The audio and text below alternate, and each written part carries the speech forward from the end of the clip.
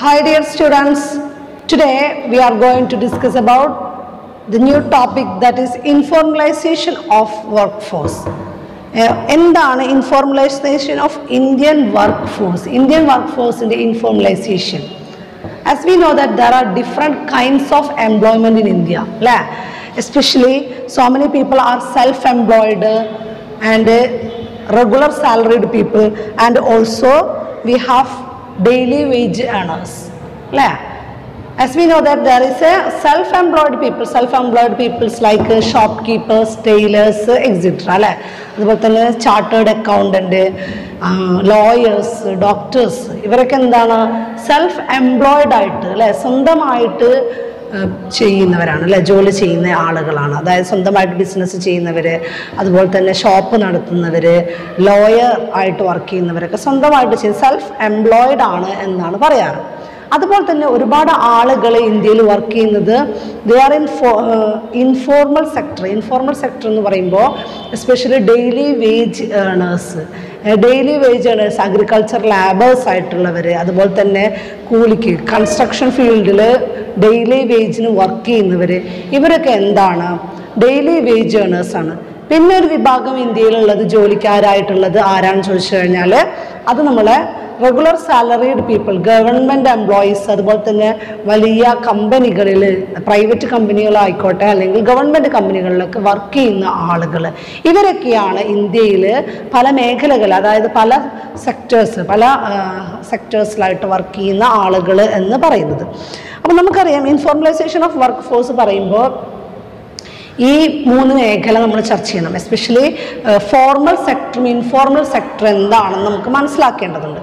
അപ്പോൾ formal sector എന്ന് പറയുമ്പോൾ അതിനെയാണ് ഓർഗനൈസ്ഡ് സെക്ടർ. ഫോർമൽ സെക്ടറിൻ്റെ മറ്റൊരു പേരാണ് ഓർഗനൈസ്ഡ് സെക്ടർ എന്ന് പറയുന്നത്. അപ്പോൾ ഓർഗനൈസ്ഡ് സെക്ടർ എന്ന് പറഞ്ഞാൽ നമുക്കറിയാം എന്താണ് അവരുടെ പ്രത്യേകത. അവരുടെ പ്രത്യേകത എന്ന് പറയുന്നത് they have good salary, they have regular salary, അവർക്ക് മാസ ശമ്പളം ലഭിക്കുന്നുണ്ട്. അതുപോലെ തന്നെ ഗുഡ് സാലറിയാണ്, ഹൈ സാലറിയാണ് അവർക്ക് ലഭിക്കുന്നത്. പിന്നെ അത് മാത്രമല്ല when they retire they get pensions, അവർക്ക് റിട്ടയർമെൻ്റ് ആയിക്കഴിഞ്ഞാൽ അവർക്ക് പെൻഷനും ലഭിക്കും. അതൊരു പക്ഷേ ഈ സാലറിയുടെ പകുതി എമൗണ്ടോ ഒക്കെ ആയിരിക്കാം. അപ്പം അത്രയധികം അവർക്ക് പെൻഷനും ലഭിക്കുന്നുണ്ട്. പിന്നെ ഉള്ള മറ്റൊരു പ്രത്യേകത എന്ന് പറയുന്നത് they have leave salary and also medical leave ഒക്കെ ലഭിക്കും. വൻകിട കമ്പനികൾ വർക്ക് ചെയ്യുന്നവർക്ക്, അതുപോലെ തന്നെ ഗവൺമെൻറ് ജോലിക്കാർക്കൊക്കെ കിട്ടുന്ന ഗുണങ്ങളാണ്, benefits of the government employees ആണ് നമ്മൾ പറയുന്നത്. എന്താണ് അവർക്ക് ഗുഡ് സാലറി ഉണ്ട്, അതുപോലെ തന്നെ when they retire they get pension and also they have leave salary and medical leave അവർക്ക് ലഭിക്കും.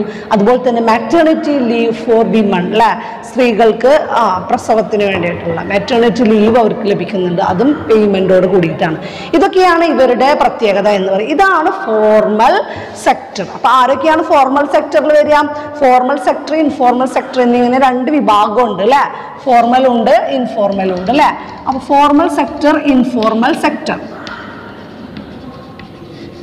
ഫോർമലാണ് ഗവൺമെൻറ് എംപ്ലോയീസ്, പിന്നെ government employees, regular salaried people ഒക്കെ ഇവിടെയാണ് വരിക. എന്നാൽ as we know that some self-employed peoples like doctors, lawyers, chartered accountants, they have also good salary. Even though they have also good salary, majority of the self-employed are get low income. അതായത് നമുക്കറിയാം regular salary കിട്ടുന്ന പോലെ തന്നെയാണ് നമുക്ക് ഡോക്ടേഴ്സിന്, അതുപോലെ തന്നെ lawyers, ഇവരൊക്കെ self employed ആയിട്ട് വർക്ക് ചെയ്യുന്നവരാണ്. പക്ഷേ ഇവർക്കൊക്കെ ഗുഡ് സാലറി കിട്ടുന്നുണ്ടെങ്കിലും ഒരു മെജോറിറ്റി വരുന്ന ആളുകൾക്ക് വരുന്നത് ലോ ഇൻകം ആണ്, അവർക്ക് കുറഞ്ഞ വരുമാനമാണ് ലഭിക്കുന്നത്. അതുകൊണ്ട് തന്നെ ഈ സെൽഫ് എംപ്ലോയിഡ് ആയിട്ടുള്ള ആളുകളൊക്കെ നമ്മൾ ഇൻഫോർമൽ സെക്ടറിലാണ് ഉൾപ്പെടുത്തുന്നത്. അപ്പോൾ ഇൻഫോർമൽ സെക്ടറിലാണ് സെൽഫ് എംപ്ലോയിഡ് ആയിട്ട് വർക്ക് ചെയ്യുന്ന ഒരു മെജോറിറ്റി വരുന്ന ഭാഗം, അതായത് ഒരു വിഭാഗം ആളുകൾ ഫോർമൽ, ഒരു വിഭാഗം ആളുകൾ ഇൻഫോർമൽ സെക്ടറിലാണ് പെടുന്നത്. അപ്പോൾ എന്തുകൊണ്ടാണ് ഇൻഫോർമൽ സെക്ടറിൽ ഇവർ ആയത് എന്ന് ചോദിച്ചു കഴിഞ്ഞാൽ അവരുടെ ഇൻകം കുറവുള്ളവരൊക്കെ ഇൻഫോർമലിലും ഇൻകം കൂടുതലുള്ളവരൊക്കെ ഫോർമൽ സെക്ടറിലുമാണ് ഉൾപ്പെടുത്തുന്നത്. ക്ലിയർ ആയി എന്ന് വിചാരിക്കുന്നു. ഓക്കെ, ദെൻ നെക്സ്റ്റ് പറയുന്നതാണ് നമ്മൾ ഡെയിലി വേജ് ഏണേഴ്സ്, അഗ്രികൾച്ചറൽ ഫാമിൽ ജോലി ചെയ്യുന്നവർ, ഫാം വർക്കേഴ്സ്, ഇവരൊക്കെ എന്താണ് റെഗുലർ സാലറി അല്ല അവർക്ക് ലഭിക്കുന്നത്. അവർക്ക് ജോലിയെടുത്ത ദിവസങ്ങൾ മാത്രമാണ്, ദിവസേനയുള്ള കൂലിയാണ് അവർക്ക് ലഭിക്കുന്നത്. അതുകൊണ്ട് തന്നെ ദേ ആർ ഇൻ അൺഓർഗനൈസ്ഡ് അല്ലെങ്കിൽ ഇൻഫോർമൽ സെക്ടർ. ഇൻഫോർമൽ സെക്ടറിൻ്റെ മറ്റൊരു പേരാണ് അൺഓർഗനൈസ്ഡ് സെക്ടർ എന്ന് പറയുന്നത്. അപ്പോൾ ഇതാണ് ഓർഗനൈസ്ഡ് സെക്ടറും അൺഓർഗനൈസ്ഡ് സെക്ടറും തമ്മിലുള്ള വ്യത്യാസം. എക്സാമിന് വരാറുണ്ട്, ചിലപ്പോൾ കുറച്ച് കാര്യങ്ങൾ തന്നിട്ട് ഇതിലേതൊക്കെയാണ് ഇൻഫോർമൽ സെക്ടർ എന്നും ഏതൊക്കെയാണ് ഫോർമൽ സെക്ടർ എന്നും വേർതിരിക്കാനാകാം. അപ്പോൾ അതെങ്ങനെയൊക്കെയാണെന്നുള്ളത് നമ്മൾ നോക്കിയിട്ട് വേണം എഴുതാറ്. ഒരു പ്രാവശ്യം ചോദിച്ചതാണ്, a teacher taking classes in school. A teacher taking classes in school അവർ ഏത് സെക്ടറിൽ വരിക? ഫോർമൽ സെക്ടറിലാണ് വരിക അല്ലേ, ഫോർമൽ സെക്ടറിലാണ് വരിക. പിന്നെ head load workers carrying bag of cement അല്ലെ, അവരെവിടെ വിടുക? ഹെഡ് ലോഡ് വർക്കേഴ്സ്, അതായത് കൂലിക്ക് നിൽക്കുന്നവർ, അവർ ഇൻഫോർമൽ സെക്ടറിലാണ് വരിക. പിന്നെ ഡോക്ടർ ഇൻ ഹോസ്പിറ്റൽ, അത് ഫോർമൽ സെക്ടറിലാണ് വരുന്നത്. Daily wage labour working in contractor, അതായത് ഒരു ഇതിൽ വർക്ക് ചെയ്യുന്ന കൺസ്ട്രക്ഷൻ ഫീൽഡ് വർക്ക് ചെയ്യുന്നവർ എവിടെയാണ് വരിക? ഇൻഫോർമൽ സെക്ടറിലാണ് പെടുന്നത്. പിന്നെ handloom weaver working in a house, വീട്ടിൽ ഹാൻഡ്ലൂം വീവറായിട്ട് ജോലി എടുക്കുന്നത് ഇൻഫോർമൽ സെക്ടറാണ് പെടുന്നത്. നഴ്സിൻ്റെ ഗവൺമെൻറ് ഹോസ്പിറ്റൽ, ഗവൺമെൻറ് എംപ്ലോയീസ് ഏതിലാണ് പെടുക? ഫോർമൽ സെക്ടറിലാണ്. അപ്പം ഇങ്ങനെയാണ് ഫോർമൽ സെക്ടറും ഇൻഫോർമൽ സെക്ടറും തമ്മിലുള്ള ഡിഫറൻസ് പറയുന്നത്. ഇനി ഫോർമൽ സെക്ടർ ഇൻഫോർമൽ സെക്ടറും തമ്മിലുള്ള ഡിഫറൻസ് പറഞ്ഞു. ഇനി നമുക്ക് പറയാനുള്ളത് വാട്ട് ആർ ദ കാറ്റഗറീസ്, മെയിലും ഫീമെയിലും എത്രത്തോളം ഫോർമൽ സെക്ടറിൽ വർക്ക് ചെയ്യുന്നുണ്ട്, എത്രത്തോളം ഇൻഫോർമൽ സെക്ടറിൽ വർക്ക് ചെയ്യുന്നുണ്ട് എന്നുള്ളതാണ്. നമുക്ക് നോക്കാം.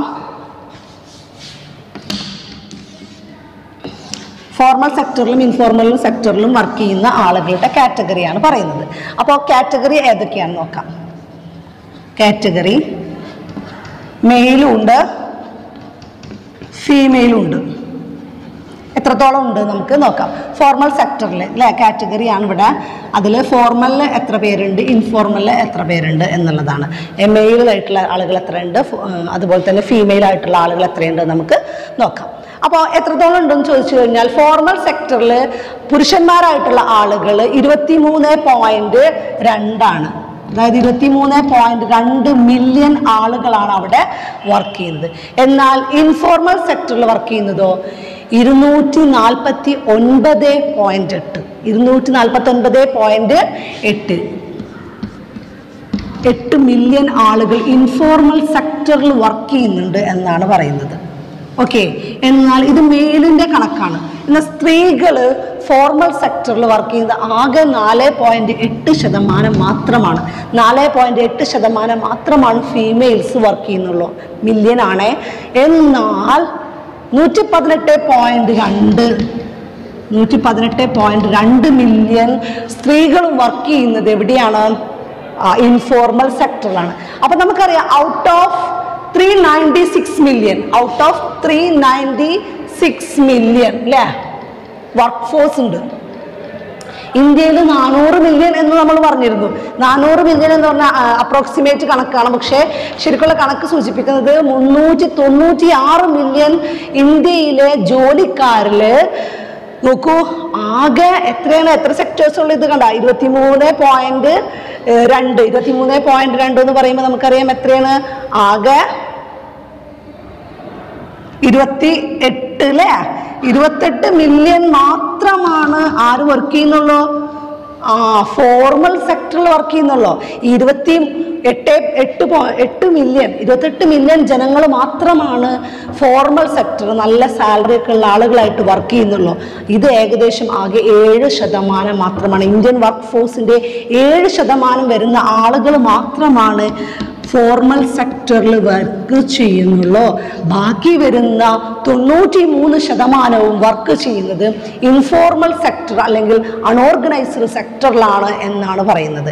ഇതാണ് കണക്കുകൾ സൂചിപ്പിക്കുന്നത്. അപ്പോൾ informalisation of Indian work force അത്രയധികം ഇൻഫോർമൽ സെക്ടറിലാണ് വർക്ക് ചെയ്യുന്നത് കൂടുതൽ ആളുകൾ. അതാണ് informalisation of Indian work force കൊണ്ട് ഉദ്ദേശിക്കുന്നത്. ഇനി നമുക്ക് പറയാനുള്ള കാര്യം എന്താണെന്ന് ചോദിച്ചു കഴിഞ്ഞാൽ അൺഎംപ്ലോയ്മെൻറ്റിനെ കുറിച്ചിട്ടാണ്. അൺഎംപ്ലോയ്മെൻറ്റ് നമ്മൾ കേട്ട ടോപ്പിക്കാണ് അല്ലേ. അൺഎംപ്ലോയ്മെൻറ്റ് എന്താണ്? അൺഎംപ്ലോയ്മെൻറ്റ് എന്നാണ് നമ്മൾ നോക്കേണ്ടത്. അൺഎംപ്ലോയ്മെൻറ്റ് എന്താണെന്ന് നമുക്ക് നോക്കാം.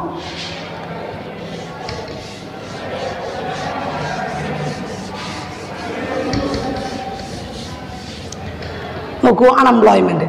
അൺഎംപ്ലോയ്മെന്റ് എന്ന് പറഞ്ഞാൽ എന്താണ് അവസ്ഥ? തൊഴിലില്ലായ്മ അല്ലേ? അൺഎംപ്ലോയ്മെന്റ് എന്ന് പറഞ്ഞാൽ തൊഴിലില്ലായ്മ. അതായത് people are ready to work at prevailing wage rate but cannot find any employment. അതായത് ആളുകൾ നിലവിലുള്ള വേതന നിരക്കിൽ ജോലി ചെയ്യാൻ തയ്യാറാണ്, പക്ഷേ they cannot find any employment. പക്ഷെ അവർക്ക് ജോലിയൊന്നും ലഭിക്കുന്നില്ല. ആ ഒരു അവസ്ഥയ്ക്ക് പറയുന്ന പേരാണ് അൺഎംപ്ലോയ്മെന്റ്. ജോലി എടുക്കാൻ മടിയായിട്ടിരിക്കുന്നതല്ല, ജോലി ഇല്ലാത്തത് കൊണ്ട് അവർ ജോലി എടുക്കാത്ത അവസ്ഥ. അതിനെയാണ് എന്ത് പറയുന്നത്? അൺഎംപ്ലോയ്മെന്റ് എന്ന് പറയുന്നത്. ഇന്ത്യയിൽ പലതരത്തിലുള്ള unemployment. We can see different types of unemployment. First unemployment ആണ് open unemployment. What is open unemployment? Open unemployment എന്ന് പറഞ്ഞു കഴിഞ്ഞാൽ നമുക്കറിയുന്നതാണ് അല്ലേ? Open unemployment simply people are ready to work but cannot find any employment അല്ലേ? people are ready to work but cannot find any employment. that is open unemployment അല്ലേ? they are prepared to work but cannot find employment. അവർ ജോലി ചെയ്യാൻ തയ്യാറാണ്, പക്ഷെ അവർക്കൊന്നും കാണുന്നില്ല.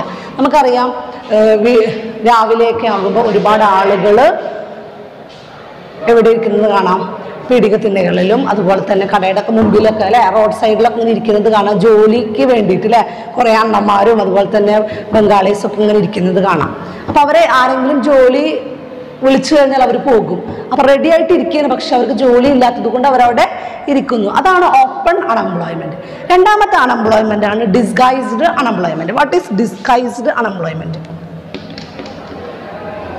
Disguised unemployment.